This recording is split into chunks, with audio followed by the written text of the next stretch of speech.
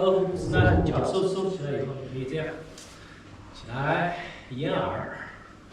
可能接下来你们听不见我声音了，你可以照着我的动作，别忘了手指在后面，拧贴骨，弹后脑勺那个骨头上面，弹了以后耳朵有嗡嗡响啊，弹完以后弹3下，好下去，然后起来。刚才忘了，我们身体还要后仰，后仰，然后再下去。